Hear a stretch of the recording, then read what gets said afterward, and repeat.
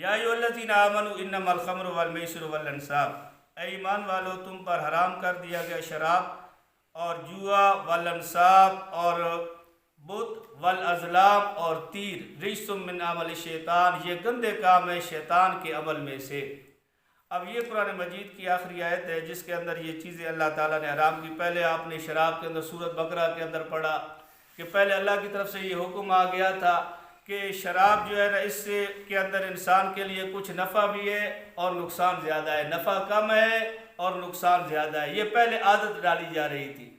پھر دوسری صورت آ گئی جس کے اندر اللہ تعالیٰ نے یہ حکم دیا تھا کہ یا ایھا الذین آمنوا لا تقربوا الصلاۃ وانتم سکارا، جب نماز کا وقت ہو جائے اس وقت شراب نہ پیو، کیونکہ شراب کے اندر انسان کی عقل زائل ہو جاتی ہے اور اس کو کوئی پتہ نہیں چلتا کہ میں زبان سے کیا پڑھ رہا ہوں۔ تو اللہ تعالیٰ نے پابندی لگا دی۔ ابھی مطلقاً شراب حرام نہیں ہوئی تھی، پہلے یہ تھا کہ صرف نفرت دلائی گئی کہ شراب کے اندر نفع کم ہے نقصان زیادہ ہے۔ دوسرا حکم آ گیا کہ شراب نماز کے وقت نہ پیو۔ یہ بھی آیات جو آئی تھی یہ حضرت عمر رضی اللہ تعالیٰ عنہ کی رائے کے مطابق آئی تھی۔ حضرت عمر رضی اللہ تعالیٰ عنہ نے یہ مسئلہ، جیسے قرآن مجید کے اندر 16 یا 17 آیات آتی ہیں کہ حضرت عمر رضی اللہ تعالیٰ عنہ کی جو رائے تھی اسی کے مطابق اللہ تبارک و تعالیٰ نے حکم اتارا تھا۔ اب یہ حکم جو شراب کا تھا یہ بھی مسئلہ حضرت عمر نے پوچھا تھا کہ اس کی یا رسول اللہ صلی اللہ علیہ وسلم کوئی تفصیل آ جائے شراب کی کہ اس سے ہم بچ جائیں۔ تو اب یہ آخری حکم تھا شراب کا جس کے اندر اللہ تعالیٰ نے شراب کو بالکل مطلقاً حرام کر دیا کہ یا ایھا الذین آمنوا انما الخمر، اے ایمان والو بے شک شراب، والمیسر اور جوا ہر اس چیز کو کہا جاتا ہے کہ جس کے اندر انسان کے لیے نفع اور نقصان مشکوک ہو۔ اب جو دو انسان تاش کھیلتے ہیں، تاش کے اندر پیسہ لگ جاتا ہے کہ بھائی جو جیتے گا وہ دوسرے کو اتنا پیسہ دے گا۔ اب یہ مشکوک بات ہے کہ کون جیتے گا، کوئی یقینی بات نہیں کہ ایک جیتے گا یا دوسرا جیتے گا، یا عام میچ کے اوپر انسان لگا دے کہ جو میچ جیتے گا وہ دوسرے کو اتنا دے گا، جو ہارے گا وہ اتنا دے گا۔ اب مشکوک بات ہے، میچ لگا ہوا ہے، کوئی پتہ نہیں ان میں سے کون جیتے گا۔ تو ہر وہ کام جس کے اندر اس طریقے سے انسان شرط لگا دے، ایک یہ نا کہ عام میچوں کے اندر جو ہوتا ہے نا کہ تیسرا بندہ انعام دیتا ہے، دو ٹیمیں کھیلتی ہیں اور انعام تیسرا بندہ دے دیتا ہے، یہ تو جائز ہے، یہ جوئے کے اندر نہیں آتا۔ جوئے کے اندر یہ ہے کہ جو آپس کے اندر کھیل رہے ہیں ان کی شرط ہو کہ ہم میں سے جو ہارے گا وہ دوسرے کو اتنے پیسے دے گا، تو یہ چیز ہے جوا۔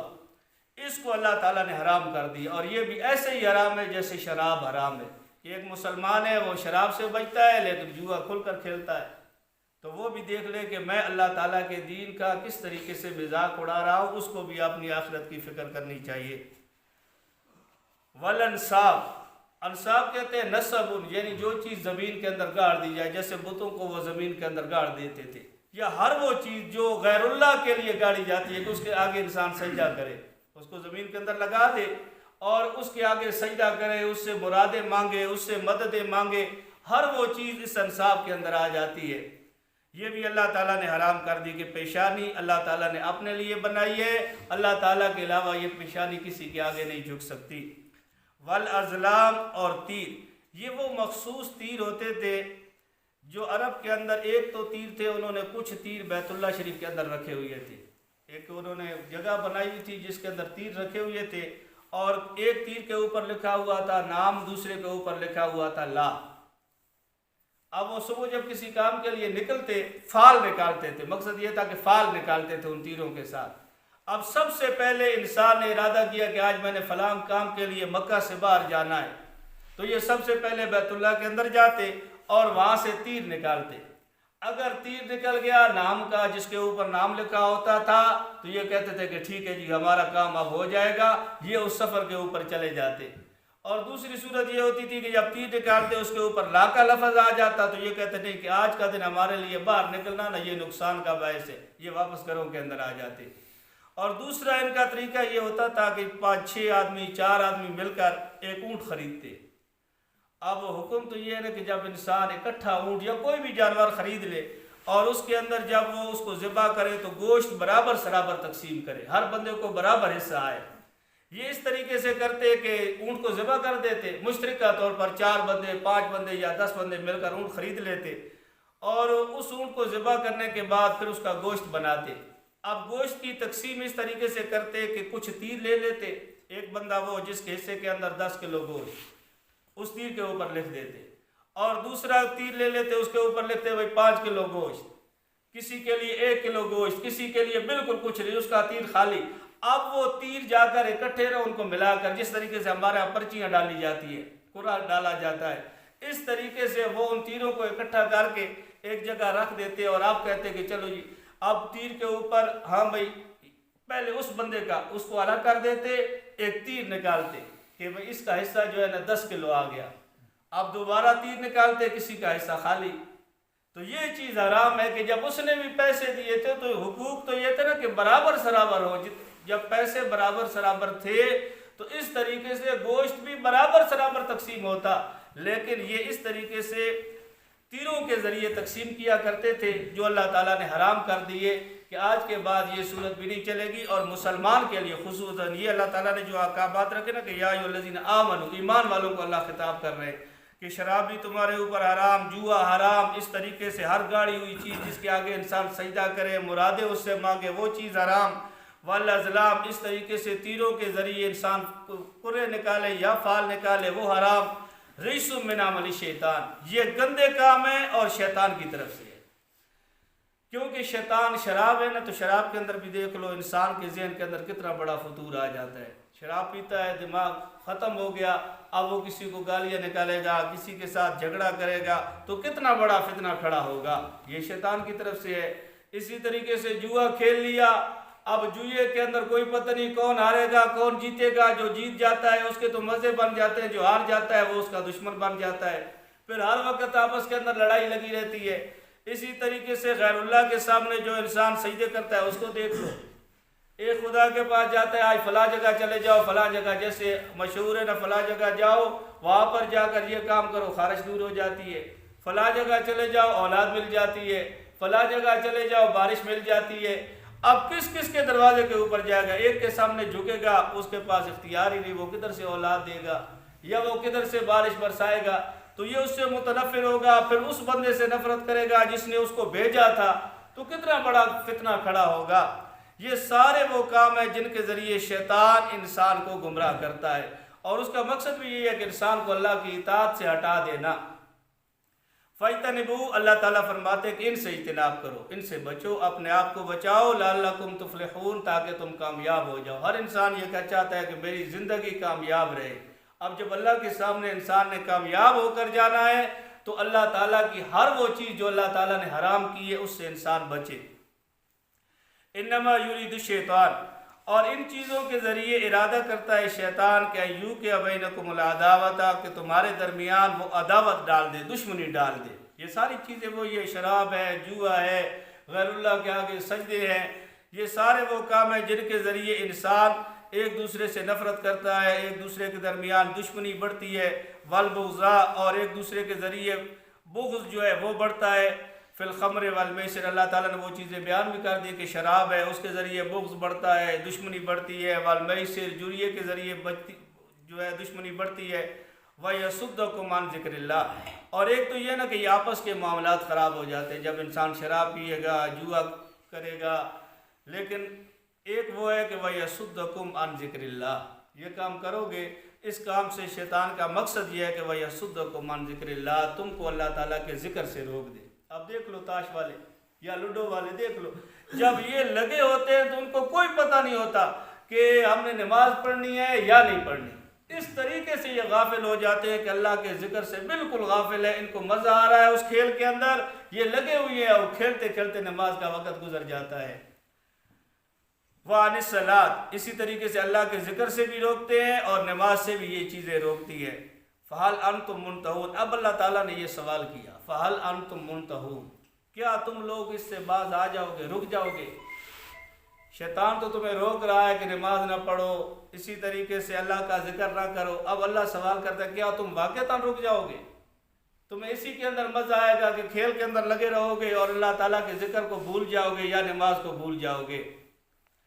وَأَطِیعُوا اللَّهَ وَأَطِیعُوا الرَّسُولَ، اور اطاعت کرو اللہ تعالیٰ کی اور اطاعت کرو رسول کی، وَاحْذَرُوا، اور ان کی مخالفت سے بچو، اللہ کی مخالفت سے اور رسول کی مخالفت سے بچو۔ فَإِن تَوَلَّيْتُمْ، اگر تم نے پیٹھ پھیر دی۔ اب بندہ یہ نہ کہ اللہ تعالیٰ بندے کو یہ سمجھا رہا ہے کہ میرا دین تیرے سر کے اوپر نہیں کھڑا ہوا، کہ تیرے ذہن کے اندر یہ بات ہو کہ میں عبادت نہیں کروں گا یا میں دین کے کام نہیں کروں گا تو میرا دین ختم ہو جائے گا۔ اللہ فرماتے ہیں کہ فَإِن تَوَلَّيْتُمْ، اگر تم پیٹھ پھیر جاؤ گے، فَاعْلَمُوا، تو جان لو کہ اَنَّمَا عَلَىٰ رَسُولِنَا الْبَلَاغُ الْمُبِينُ، ہمارے رسول پر تو واضح طور پر پہنچانا ہے۔ ہم نے صرف رسول کی یہ ڈیوٹی لگائی ہے کہ میرا دین لے جاؤ اور ان لوگوں تک پہنچا دو، یہ میرے رسول کی ڈیوٹی ہے۔ آگے دین کو قبول کرو یا نہ کرو، اس کا انجام تمہیں بعد میں پتہ چل جائے گا۔ جب دنیا سے جاؤ گے پتہ چل جائے گا کہ فائدے کے اندر کون رہا، نقصان کے اندر کون رہا۔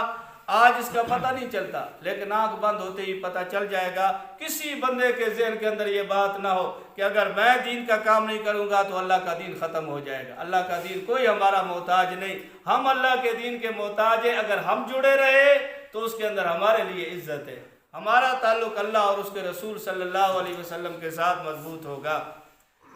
لیس علی الذین آمنوا، اور کوئی گناہ نہیں ہے ان ایمان والوں پر، وعملوا الصالحات، جنہوں نے نیک کام کیے، فیما طعموا، اور انہوں نے ہر وہ چیز کھائی، اذا متقوا، جب انہوں نے تقوی اختیار کیا، وآمنوا، اور ایمان لے آئے، وعملوا الصالحات، اور نیک عمل کیے، ثم اتقوا، پھر تقوی اختیار کیا، وآمنوا، اور ایمان لے آئے۔ یہ اللہ تعالیٰ نے ایک سوال کا جواب دیا۔ اب شراب جو تھی، شراب چونکہ آہستہ آہستہ اس کے حکم آئے تھے، کئی صحابہ ایسے تھے کہ جب وہ شراب حرام نہیں ہوئی تھی انہوں نے شراب استعمال کی تھی اور حکم نہیں آیا تھا حرمت کا حکم بعد کے اندر آیا۔ اب وہ فوت ہو گئے تو یہ سوال رسول اللہ صلی اللہ علیہ وسلم سے، جیسے پہلے بیت اللہ کے قبلے کے بارے میں آیا تھا کہ جنہوں نے بیت المقدس کی طرف منہ کر کے نماز پڑھی وہ تو دنیا سے چلے گئے، اب ان کا کیا حکم ہوگا، کیا ان کی نمازیں ضائع ہو جائیں گی؟ اب یہی سوال صحابہ اکرام نے کیا رسول اللہ صلی اللہ علیہ وسلم سے کہ یا رسول اللہ صلی اللہ علیہ وسلم، شراب کا حکم تو ابھی آ رہا ہے کہ شراب حرام ہے، لیکن اس حرمت والے حکم سے پہلے جو صحابہ اکرام دنیا سے چلے گئے ان کا کیا بنے گا؟ ان کو بھی گناہ ہوگا یا وہ بھی اللہ تعالیٰ کے اس جو ہے نا وبال جو اللہ تعالیٰ نے بیان کیا اس کے اندر آئیں گے؟ تو اللہ تعالیٰ نے خود اس کا جواب دے دیا کہ وہ اس وقت مکلف نہیں تھی۔ لیس علی الذین آمنوا، کوئی گناہ نہیں، اللہ فرماتے کوئی گناہ نہیں ان ایمان والوں پر جنہوں نے اس زمانے کے اندر جو نیک عمل تھے وہ کر رہے تھے، انہوں نے کام کیے، نیک عمل کیے جو اللہ کی طرف سے اس وقت ملے تھے، اس کے اوپر ان کا عمل پورا تھا، وہ پورے دن کے اوپر چل رہے تھے اس وقت، چونکہ یہ چیز حرام نہیں تھی۔ حرام اب ہو رہی ہے یہ بعد والوں کے لیے جن کے سامنے یہ آیت آ چکی، اب وہ اگر یہ کام کریں گے تو پھر وہ مجرم ہوں گے، کیونکہ اللہ تعالیٰ نے یہ حرام کر دی۔ وآمنوا وعملوا الصالحات، ایمان لے آئے اور نیک عمل کیے، ثم اتقوا، پھر تقوی اختیار کیا، یعنی پھر حکم تبدیل ہو گیا۔ اب احکامات تو چونکہ 23 سال یہ احکامات چلتے رہے، آہستہ آہستہ احکامات مل رہے تھے کہ اب یہ کام کرو، اب یہ جیسے نماز تھی پہلے آہستہ آہستہ عادت ڈالی گئی، پھر اس کے بعد اکٹھی نماز آ گئی، روزہ پہلے شروع کے اندر صرف محرم کا رکھتے تھے یا ایام 20 کا روزہ رکھا کرتے تھے، پھر اس کے بعد روزے کے حکم آہستہ آہستہ اللہ تعالیٰ نے دین کی طرف ان لوگوں کو بلایا۔ تو اب اللہ تعالیٰ بھی اسی بات کا جواب دے رہے ہیں کہ پہلے جنہوں نے تقوی اختیار ایمان لائے نیک عمل کیے وہ اس وقت کامیاب، اگر دنیا سے چلے گئے وہ کامیاب، جناحون ان کے اوپر کوئی گناہ نہیں، فیما طعموا جو کچھ انہوں نے کھایا، اذا متقوا جب انہوں نے تقوی اختیار کیا۔ اب تقوی کی جو ہے نا قاضی ثناء اللہ پانی پتی رحمۃ اللہ علیہ نے کچھ مثالیں بیان کی ہیں کہ تقوی کس سے کہا جاتا ہے۔ ایک تقوی یہ ہے کہ انسان اللہ کے علاوہ کسی سے نہ ڈرے، جیسے انسان کا ہمارا تو زبان سے عقیدہ ہے نا کہ اللہ تعالیٰ ایک ہے، ہم بڑے جلدی پڑھ لیتے ہیں لا الہ الا اللہ محمد رسول اللہ، حالانکہ اس ایمان کا مقصد یہ ہے کہ ہماری عزت ذلت روزی صحت بیماری ہر چیز کا مالک اکیلا اللہ تعالیٰ ہے۔ یہ اللہ تعالیٰ کے سامنے تقویٰ کہ انسان اللہ کی ذات کے اوپر جب ایمان لائے گا اتنا اس کا تقویٰ مضبوط ہو۔ اور دوسرا تقویٰ یہ اس کے بعد کہ محرمات سے بچے، اللہ تعالیٰ نے جو چیزیں حرام کی ہے ان سے اپنے آپ کو بچائے، اور جو اللہ تعالیٰ نے حلال کی ہے ان کی طرف رغبت کرے، خوشی کے ساتھ ان کو استعمال کرے۔ اللہ تعالیٰ نے حلال کیے اور اسی وجہ سے حلال کیے کہ میرا بندہ ان نعمتوں سے نفع اٹھائے۔ اب اللہ تعالیٰ وہ چیز سمتقو پھر تقوی اختیار کیا، وآمنو اور ایمان لے آئے، سمتقو پھر تقوی اختیار کیا، واحسنو اور نیک کام کیے۔ تو اب جو انسان تقوی اختیار کرتا ہے، نیک کام کرتا ہے، تو اللہ تعالیٰ فرماتے ہیں کہ واللہ یحب المحسنین، یہی وہ لوگ ہیں کہ جن کے ساتھ اللہ تعالیٰ محبت کرتے ہیں، یہ نیکوکار ہیں۔ سبحانک لا علم لنا۔ اللہم